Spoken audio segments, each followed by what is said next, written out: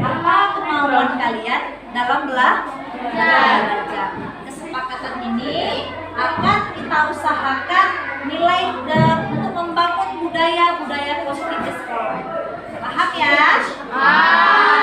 Kalian dapat menuangkannya di kertas yang akan saya bagikan. Kemudian nanti kita akan kreasikan dan kita tempelkan di bawah.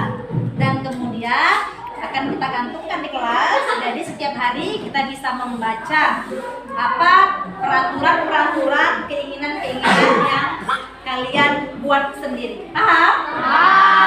Oke, terima kasih. Ini akan saya bagikan ya.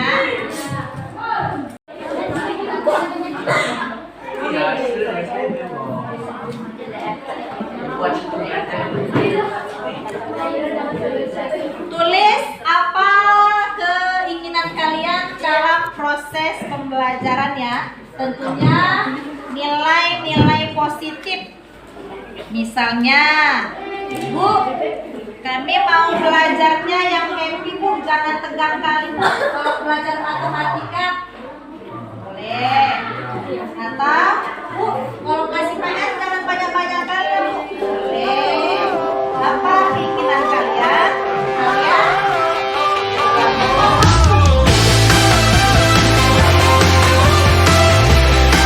Sesuai budaya sekolah. Jangan ada yang mulai cek.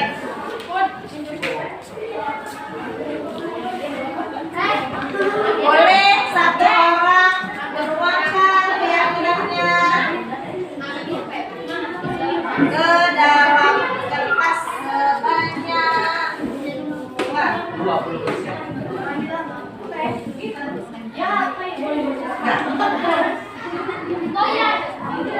Ini yang di bawahnya itu boleh.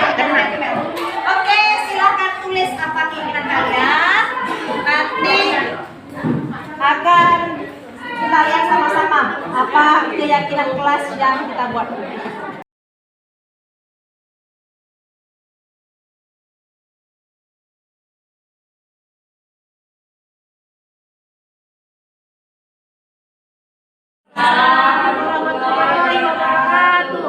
Selamat siang Bapak Ibu guru hebat semuanya. Selamat Hari siang. ini saya minta izin untuk sedikit sharing tentang budaya positif yang saya harapkan bisa kita bangun dan kita tingkatkan di sekolah kita.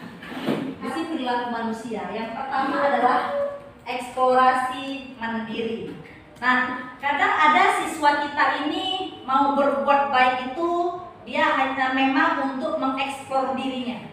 Nah, itu salah satu motivasi perilaku manusia. Yang kedua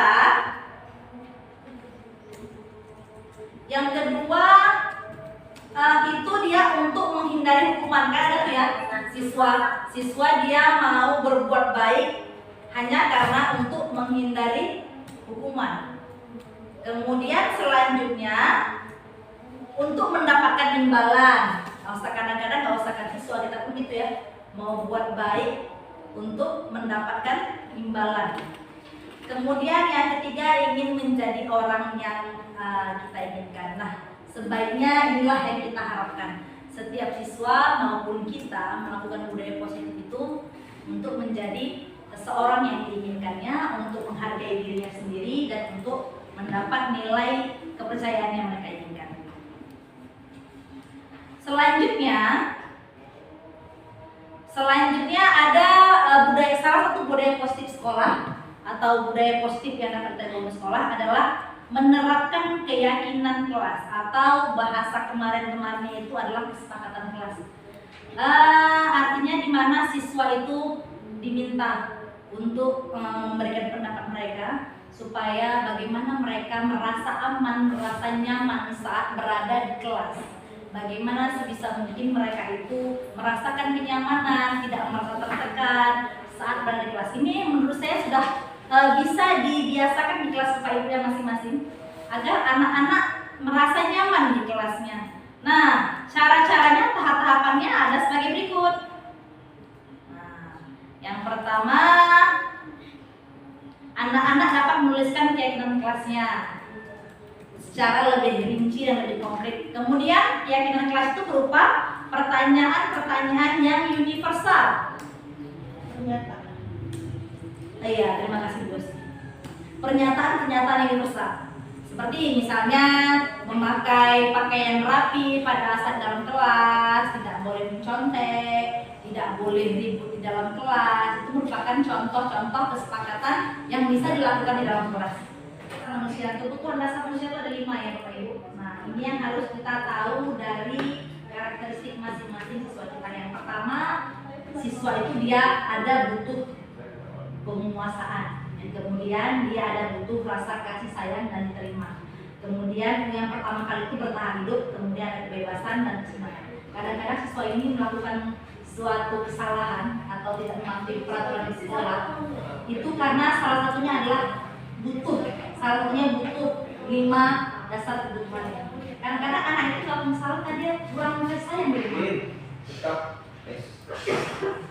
kurang kasih sayang di rumah, jadi sehingga dia mencari perhatian di sekolahnya bersama gurunya. Kemudian dia juga kadang butuh kesenangan, nggak dapat kesenangan di luar, dia kepengen kesenangan di sekolah. Nah, itu merupakan salah satu ciri-ciri siswa yang harus kita ketahui karakternya agar mereka merasa nyaman di sekolah.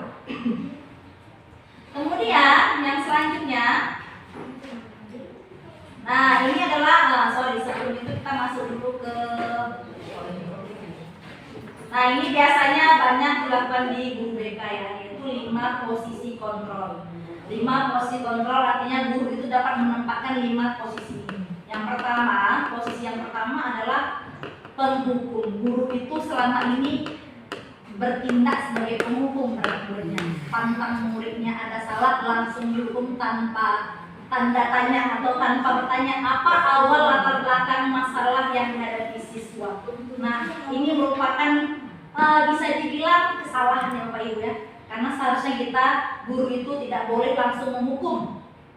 Kemudian yang kedua, posisi kontrol yang kedua adalah membuat merasa bersalah. Nah, kadang-kadang siswa atau guru itu sebelum dia mencari tahu apa kesalahannya itu, dia langsung bilang, kok kamu gitu sih, nggak kasihan ya? Nah, dia langsung membuat masalah. Ternyata itu bukan tempat kita Bapak Ibu. Yang ketiga adalah membuat teman. Nah, ini tergantung ya. Tergantung. Kadang ada siswa yang bisa dijadikan teman, kadang ada yang tidak. Sebaiknya yang manakah posisi kita sebagai guru? Adalah sebagai pemantau dan manajer. Tapi yang lebih baik adalah manajer ya. Artinya itu memanage bagaimana kesalahan siswa. Siswa itu dicari tahu dulu apa latar belakang dia membuat kesalahan. Kemudian diyakinkan dulu, sadar nggak dia bahwa dia melakukan kesalahan. Kemudian apa? Kasih solusi. Solusi yang bagaimana? Solusi yang dapat dilakukannya untuk mengganti kesalahannya. Artinya dia bertanggung jawab atas apa yang telah dilakukan.